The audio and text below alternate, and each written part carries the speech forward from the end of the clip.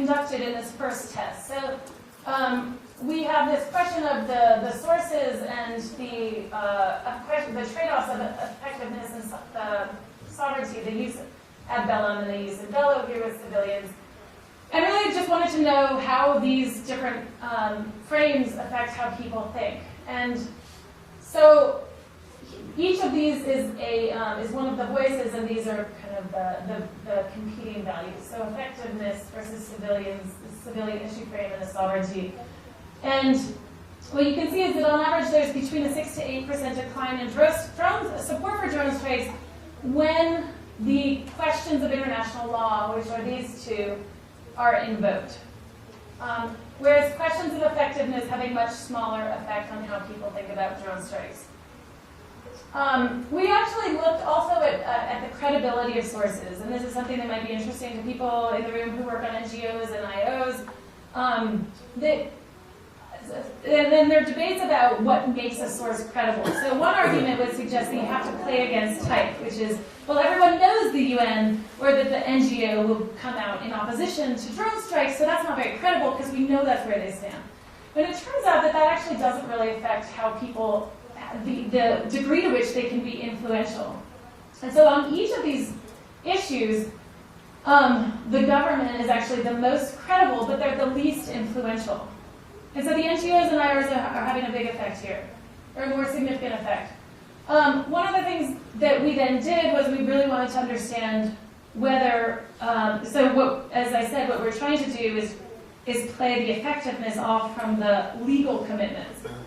And so one argument might suggest, well, you're looking at international law, maybe people are responding to that because they think there's an instrumental reason to comply with international law. So we tried to disaggregate and find out what's actually going on. So we did a follow-up experiment that I don't want to spend a whole lot of time on because I think the results are really just suggestive. The reason being that what we find that these two that we code as the more normatively grounded perspectives are clearly statistically significant, although you can see that they're not necessarily distinguishable from these more instrumental ones, but when you do the mediation analysis, you can see that these account for a huge part of what's going on. So I think that's interesting, that it's not just that the public is supporting international law because they think that there's a utilitarian reason to do so. One thing that I think is interesting that we're sort of still teasing out is why is it that government is seen as credible but has very little impact on public attitudes, whereas the NGOs and the UN are comparatively less credible, but actually more influential. And I think this actually suggests avenues for the influence of these groups because they're essentially providing new information. So if you think about the drone policy, obviously there must be what they've heard, I think, predominantly is the government view. And so this is sort of in their baseline understanding. And so these NGOs and IOs are coming forward with new information, and a lot of the scholarship in American politics suggests that sort of the newness of information can be disproportionately influential. I won't talk about this here if anyone wants to know. What we've tried to do is separate then the voices from the values. So the reason why we have the government being a pro perspective and NGOs and IOs being a con perspective is that in the real world, that's what they do.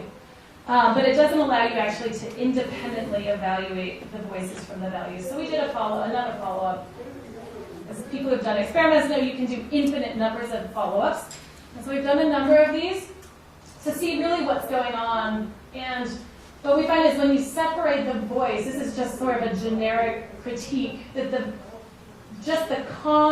law con has the most significant effect on people's attitudes compared to, and these are total percentages, compared to the questions of effectiveness and pro-international law. One thing that I think that Ben and I have talked about is the fact that actually these levels are still fairly high. Now this one drops to below 40%, so I think that becomes relevant in the context of Democrat and the need to generate consent. But I think it's another way in which our views may be compatible, which is some of these are still, reasonably high. So just to summarize, I guess I talked really fast. Just to summarize, I think there are a couple of main points. One is that I think these outside criticisms can have an important effect on public attitudes. One of the things to contextualize is that I think they've had a disproportionately low percentage of the bandwidth in these debates. And so one of the things that we're thinking about is how can these NGOs and IOs amplify their perspectives to kind of continue with this logic that they're having this impact. How do they sustain that argument so that they can have these ongoing impacts? And the second is that really these arguments are most resonant when they focus not on effectiveness, where they're really, I think, not seen, that's not their comparative advantage to talk about military effectiveness, but rather the international legal commitments. So I think I'll stop there and turn the mic over to my colleague, Ben.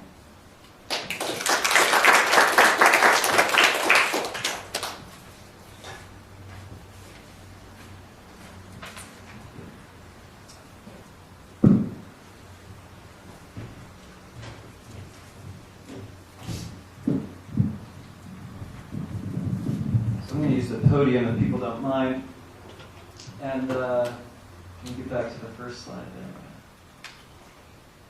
And the talk I'm giving today is a little different than the one I think Jim thought, and that's in part because Jim asked me to submit a paper that might go on to be published in the Journal of Human Rights. And since I thought you'd all seen the Open Global Rights paper, it's in front of you, I figured I'd give you a talk on the thing that I'm hoping will get published at the end of this. But feel free in the Q&A to give me comments on either of these presentations.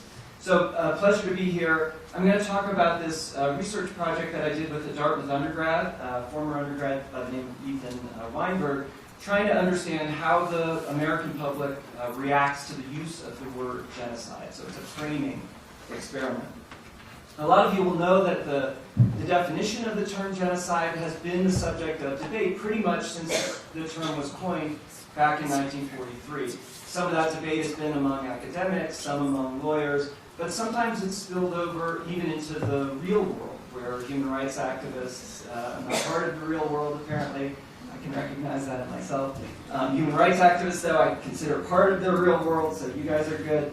Activist groups of other sorts, policymakers, even the general public getting in and on the act of debating what is and what is not genocide. So we see people in these debates arguing with what I think is really remarkable intensity about what terms we should use to call long past, deep into history events, things like the killing of Native Americans in the United States, or the Armenian genocide, the bombing of Hiroshima and Nagasaki, should that count as genocide? Killings that happen in communist states like Russia or China. And of course that debate gets even more heated when we're talking about ongoing killings somewhere in the world. So these debates were very much in the public over Yugoslavia, Rwanda, Darfur, or even today still in Iraq. So the question is why? Why are we debating these things so much? In some pure sense, these are just semantic debates. I mean, by definition, we're arguing over what terms to apply. Now, one possibility is that the term genocide has some special legal significance under the Genocide Convention, and so that's what's driving the debate. But for reasons I'm going to talk about more later, I don't actually think, in this case, that's what's driving things. I don't think that it has to do with international law, and that's for two reasons. One, although sometimes people think so, the Genocide Convention really doesn't impose any specific obligations on its signatories. So calling something genocide doesn't then mean that signatories have to take real action. And second, even if an event can't be called genocide, there's now a large body of humanitarian law around crimes against humanities that could be used to prosecute other sorts of crimes, other sorts of atrocities. So instead, I think the debate about the term genocide has been so contentious because people think it's more than just a word. For the people on all these sides of the debate, it's not just a term, it's not just a description. It goes along with it a moral judgment, and maybe more important, an imperative, that we actually have to do something when genocide is happening. So the perceived stakes around the word are very high. And in that sense, the debate over genocide is really just the debate over intervention itself, various kinds of humanitarian intervention. For people who think we need to intervene, ensuring that an event is recognized as genocide, that's critical to garnering public support in favor of intervention. And for people who oppose intervention because they have a political reason to not want to see that, or an affinity with the state or groups who are accused of genocide, then they don't want it to be called genocide, and they fear that when we do, we'll end up blaming one side in the conflict when maybe both sides are guilty. We won't be able to avoid taking action to intervene, even if that action might be counterproductive. Now, I said this kind of debate has been around virtually every major humanitarian intervention or humanitarian crisis we've seen in the last 20 years, maybe even before that. But maybe the paradigmatic example of it is the Darfur debate. You might recall back in 2004, the U.S. Congress, and then following soon after, Colin Powell, both publicly declared that the violence going on in Darfur and Sudan qualified as genocide. But then just 6 months later, the UN comes out with its report saying they don't have evidence that genocide has been committed. They don't have enough evidence for that, and they can only say that the government is guilty of crimes against humanity. In particular, they said, we can't be sure that they're trying to kill a particular ethnic group as such, and that's the key criteria of the UN Genocide Convention. So the public reaction to this, given what I've been saying about the debate, I think was really quite predictable. And let me just give you two quick examples so you can kind of see how people reacted. The first comes from David Luban. He's a professor of philosophy and law at Georgetown, and he says, one might lobby Congress to do something about genocide, but who ever heard of lobbying Congress to stop foreigners from murdering each other? Right? So he thinks if we don't call it genocide, then we're not going to intervene. On the other side, famously, is Mahmoud Mamdani, who came out against calling it genocide, arguing very strongly that we shouldn't. And he says, the problem is that once Darfur is named as the site of genocide, people recognize something they've already seen elsewhere, that's the Holocaust he's referring to, and conclude that what they know is enough to call for action. They don't need to know anything else in order to act. So just by calling it genocide, we're going to move to intervention. So those are the two sides of the debate. And what you can see is that although these two scholars have completely different conclusions about whether Darfur is or isn't genocide, they do fundamentally agree on one thing, and that is the power of that term, the battle for naming, as Mamdani calls it, is all important in their view. But the truth is, although they both agree on this, although nothing else, we don't actually know whether they're right about that. Does the public react this way to the term genocide or not? It's based entirely on speculation about public opinion. We heard that this morning, that politicians often have gut hunches about what the public thinks, but they don't really know. So how could we know whether this speculation is correct? Well, the answer is survey experiments. We conducted a survey experiment, this one back in the fall of 2009, with YouGov. YouGov helped us find a representative sample, and so we sent this survey out to a representative sample of Americans. Here's how it worked. First, I created two nearly identical news articles, both of them describing a humanitarian crisis in the DRC, the Democratic Republic of Congo. The articles were fictional, but the people reading them believed they were reading a real news article. And of course, there's been so much ongoing violence in DRC over the last really 10 years, I think it would have been credible to anyone who picked up the paper to think that something bad was happening there. Each of the stories gave exactly the same description of the events that were occurring there. So rebels had risen up, an ethnic group, to demand increased rights and representation for their ethnic group.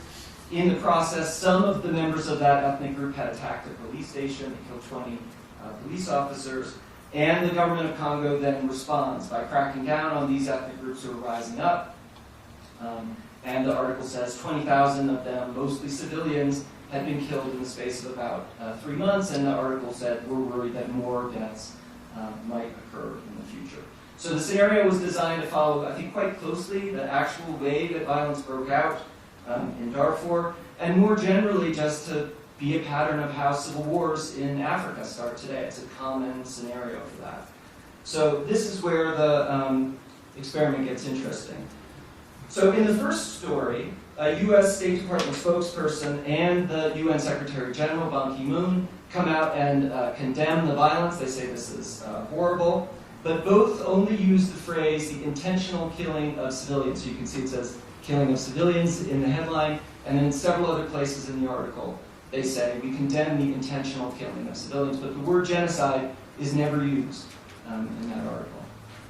In the second story, everything is identical, except that both the UN and the US say that, in fact, what's happened there is genocide. So now the US condemns genocide in Congo, and Ban Ki-moon says it's genocide, and so everything's the same. It's just these words that we've changed.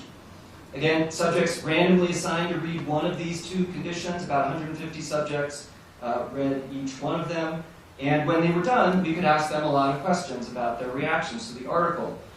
What are their attitudes towards various forms of intervention in Congo? What would they agree that the U.S. or the international community should do? And what are their moral judgments about the violence? How do they feel about it ethically, both in terms of who's the bad guy in the violence and what are our moral obligations to intervene? So what do we find?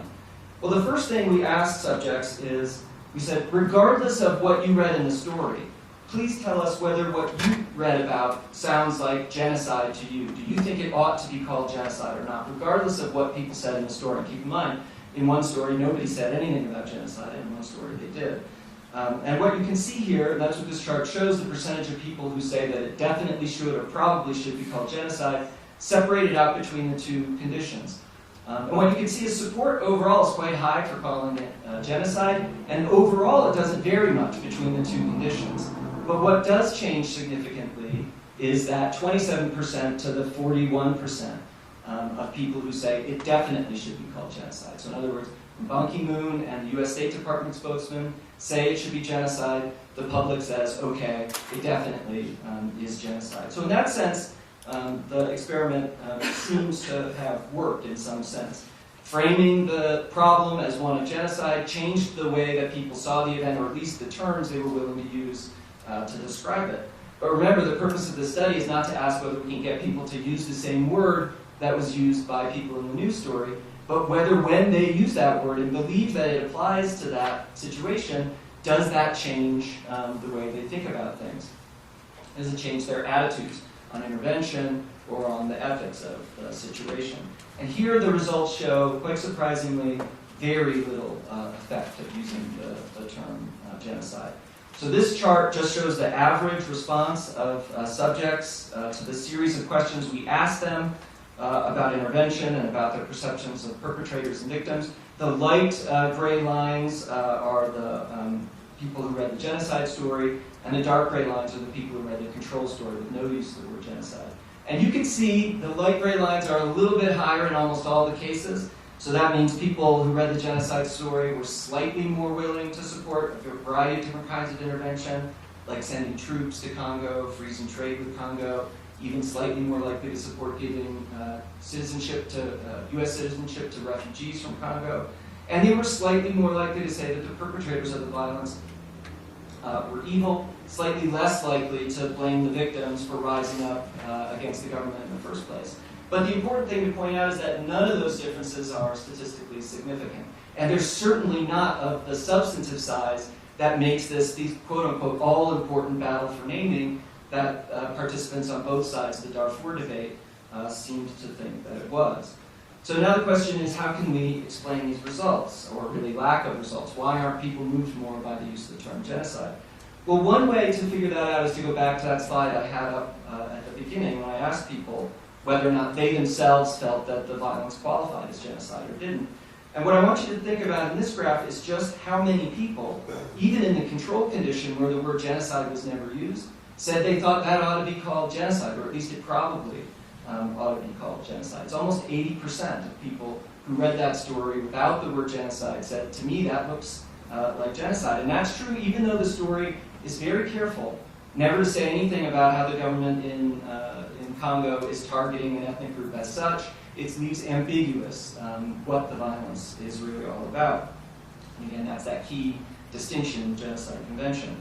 Another way to look at this is just to look at this one question that we asked all subjects in all the conditions, and they didn't break out differently across conditions, so I've just lumped them all together here. And this question just says, in your personal opinion, should it be called genocide if a government engages in killing large numbers of innocent civilians from a particular racial group in the effort to defeat an armed rebellion by some members of that racial group? And again, no mention there that they're doing it as part of a plan to destroy the group as such, just saying an ethnic group has risen up and the government is targeting members of that group. And as you can see here again, 70% of people said that sounds like genocide to them, and only 18% disagreed. So really quite a spread in favor.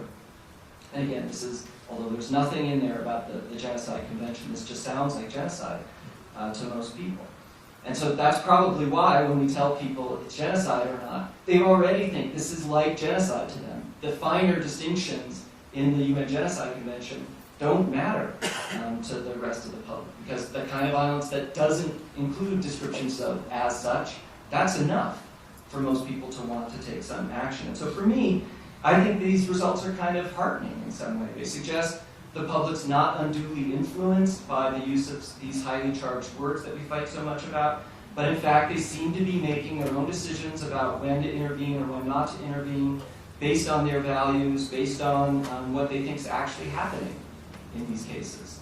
And that ought to be good news for the human rights activists in the room, because if I'm right, it means we can spend less time focusing on the exact terms that we use to call events like this, whether something is or isn't genocide, and instead we can spend that time focusing on how to convince people that whatever we decide to call it, these issues are worthy of our attention, that we have a moral obligation to do something, that we actually have the ability to do something about it. And I think that would be a much more sensible and productive way to carry out what are really important debates, but that have so far been mired in these semantic arguments.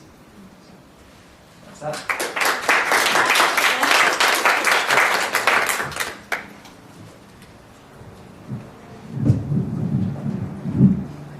Before Jim comes up, I would like to acknowledge a member of the public, Monica Serrano, who's a professor at the Center for International Studies at the Colegio de Mexico, which is probably the most prestigious international studies department in the country. We're trying to give them a run for the money, but and she's joined us today. I'm very grateful for you being here, Monica. And she is, I think, has a particular interest in topics. She works on topics of human rights and security. So thank you very much for joining us. And Jim is going to talk about some of our research. I first want to say that I think that Ben, you must have had you've been on the road to Damascus and something happened, because your first presentation in Minnesota was like, the world is completely indifferent to civilian casualty. And I remember walking out of that conference and saying to my colleague, Ron Kreps, I'm so shocked, I'm so upset. And he's like, Jim, the only reason you're upset is because you're not cynical enough. But Ben just confirmed my sour view of the whole world. And now he's doing something completely different, so I'm completely confused. I don't know who Ben is. I felt I owed it to you. Thank you. Experience a few months later. But what I think is exciting about what Ben just showed us is, imagine a world in which we were doing experiments like this for all the different human rights messages that we so often use. And if we ran this many times so that we had better confidence in the results, and then if we started doing things like switching the name of the countries, right? What if we kept the news story exactly the same but took it out of Africa and did it in Asia, and then we did it in Latin America? And then we could really start to think about what is it the way America... Or Western Europe, the Balkans, right? I mean, we could really, I'm looking at this piece, and I'm thinking the research agenda here is vast and exciting. We can finally begin to get at issues of race and universal values and caring. And I'm very excited about it, and I hope that you get lots and lots of funding to do lots and lots more of this stuff. Okay, what I'm going to talk about today is a chapter from the book that David and I and Archana and a colleague of ours named Shannon, who's not here with us today, are co-writing together. And it's the result of, Archana and I started this, I started this research in 2005, just interviewing human rights activists. In 2010, Archana joined me, and she and some other students went and started interviewing human rights activists in many other countries. And then I came here for my sabbatical in 2011, 2012, discovered the survey, put the book on the back burner while we did surveys all over the world, and Archana and David have done many of those. And that's what I'm talking about, one of the chapters in that book that we hope to finish very soon. Okay, clicker.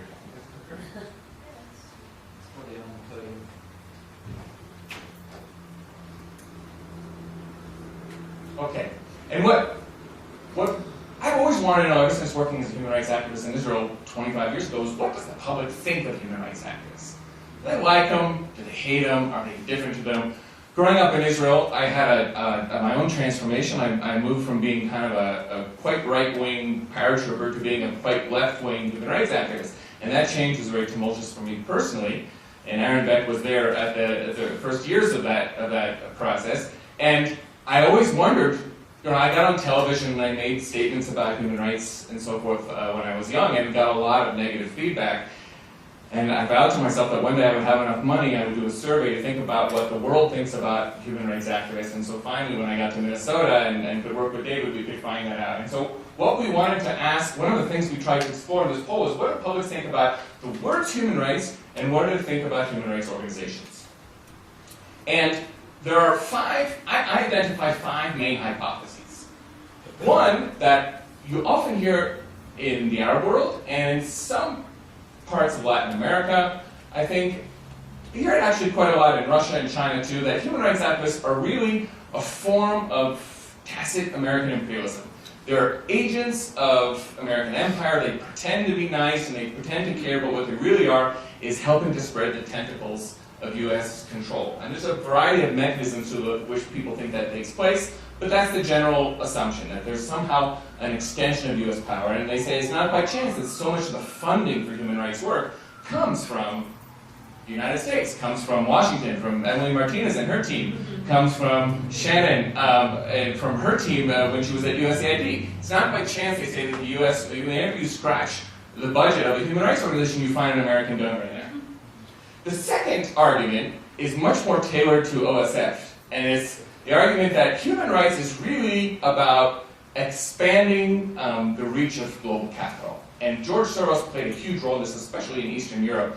He invested an enormous amount of money, as you know, in Eastern Europe and the former Soviet Union, trying to build up what he called an open society. He created universities, he created organizations. In fact, you could argue he created an entire NGO sector in the post-communist world. And what a lot of people on the left and right did when they looked at that is like, why would George Soros, who's a capitalist, he made his money, he made his fortune through currency exchange, why is he investing in this?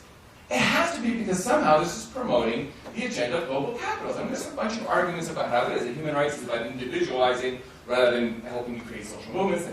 One of the aspects of human rights is property rights, and human rights activists often say that if you have a good property right regime, you also have a good human rights regime. This harkens back to the old Marxist critique of individual liberal rights, but it really is a shill for capital. Okay, so that's another possibility that's out there, that people think of human rights as extensions of global capitalism. A third argument has been advanced late by our colleague Lucia Nader. She's the former head of Conectas in Brazil, and now she's an OSF research fellow. And she has been writing a series for Open Global Rights about the masses, the streets, and the NGOs. And it draws on her experience in Brazil, in which she was running a major NGO, and then there was this outbreak of demonstrations in the street against the government, and she felt that the demonstrators who should have been pro-Conectas and pro-human rights were actually lumping the human rights activists in with the government as members of the corrupt establishment.